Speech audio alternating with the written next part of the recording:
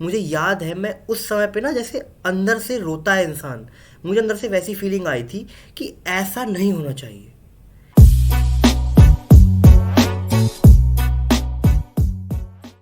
मैं हमेशा से ये मानता था कि स्टोरीज़ का या फिक्शन पढ़ने का क्या फ़ायदा है। नॉन फिक्शन पढ़ो, केवल मोटी मोटी बात पढ़ो जो कहनी ज़रूरी है और ख़त्म करो। और मेरा भाई है जो कि वो बहुत फिक्शन पढ़ता है, मतलब साल में 50 60 70 बुक्स भी पढ़ लेता है, वो इतना पढ़ता है। और ही rights and translates and all this things he does.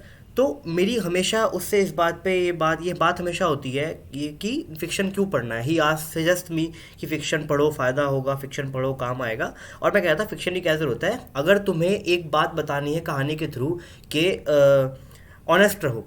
Let's say अगर मॉरल ही निकलना है तो सीधे बता दो, ऑनेस्ट रहो। उसके लिए 400 पेज की कहानी क्यों लिखनी है, मेरा ऐसा मानना था शुरू शुरू में।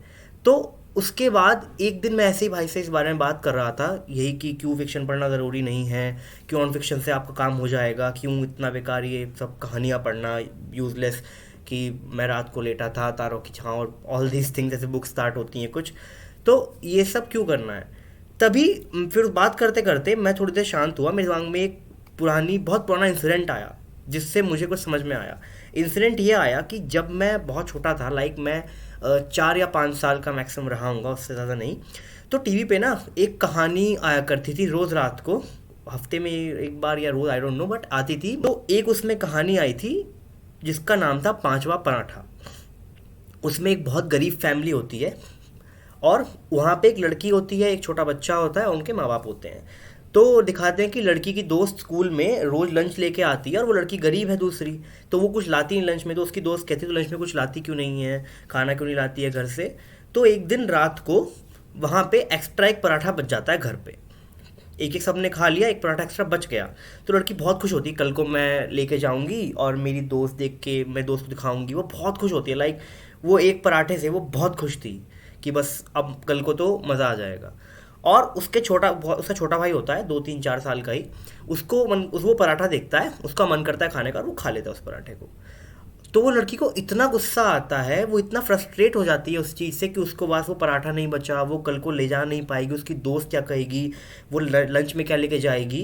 पहली बार वो ऐसा वो ले जा रही थी। तो वो उस फ्रस्ट्रेशन में अपने भाई को पकड़ती है, उसे गला दबाती है और वो गला दबा के उसको मार देती है। और मुझे अब भी क्लियरली याद है, मैं बहुत छोटा था, एक 4 5 साल के बच्चे से आप क्या एक्सपेक्ट कर सकते हो। मुझे याद है मैं उस समय पे ना जैसे अंदर से रोता है इंसान, मुझे अंदर से वैसी फीलिंग आई थी कि ऐसा नहीं होना चाहिए। एक पराठे के लिए, एक खाने के लिए केवल उसने इतनी फ्रस्ट्रेशन में अपने भाई का गला दबा के उसको मार दिया। फ्रस्ट्रेशन में इतनी गरीबी होनी नहीं चाहिए।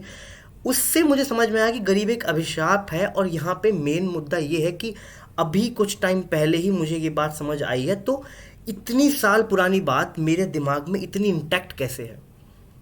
वो इंटैक्ट है उस स्टोरी की वजह से। अगर मुझे कोई बताता बचपन में कि बेटा गरीबी गलत चीज़ है, अभिशाप है, गरीबी नहीं होनी चाहिए, पैसा कमाना ज़रूरी है लाइफ में, मेहनत करो, ये वो, तो शायद वो इतना असर से नहीं बैठती दिमाग में जितना वो एक कहानी बैठी। क्योंकि उस कहानी ने मेरे इमोशंस को ट्रिगर किया, उस कहानी ने मुझे झंझोड़ दिया अंदर से। इसलिए वो आज तक यहाँ पे बिल्कुल साफ़ है बात। अभी मुझे याद है वो बात बिल्कुल साफ़ है, मैं उस समय कैसा फील कर रहा था। मतलब अंदर से मुझे लग रहा था कि यार ये तो होना ही नहीं चाहिए, ये तो होना ही नहीं चाहिए दुनिया में इस तरह का कुछ। तब मुझे समझ में आया अपने आप ही कि नहीं, कहानियाँ ज़रूरी क्यों हैं। कहानियाँ ज़रूरी इसीलिए हैं, आप केवल किसी को बोल दो जाके कुछ, जो भी आपको सो कॉल्ड मॉरल दिखाना है कहानी का, वो नहीं याद रहेगा, भूल जाएगा, नहीं अप्लाई करेगा। इसीलिए हमारे कल्चर में, हमारा कल्चर कहानियों से ही बना है। हमारे बड़े पूर्वज कहानी सुनाया इसलिए करते थे ताकि सिखा सके लोगों को क्या करना है क्या नहीं करना है। इसीलिए सब कहानियाँ चलती आ रही हैं आज तक। इसलिए कहानियों की ज़रूरत है हमें। इसलिए पढ़ो, फिक्शन भी पढ़ो, नॉन फिक्शन भी पढ़ो, फिक्शन भी पढ़ो, कहानियाँ भी सुनो, कहानियाँ भी पढ़ो, कहानियाँ कहो। ये कहानियाँ ही आपके अंदर उन बातों को बिठा देगी। केवल बातें पढ़ लेने से आपको समझ में शायद ना आए, आप को बस पता है बट आप उसको समझ नहीं पाए हो। पता होना कि गरीबी का ख़राब होती है और समझ जाना कि गरीबी असली में क्या चीज़ होती है, ये उसमें बहुत फ़र्क है। और उसमें कहानी ने मुझे हेल्प किया।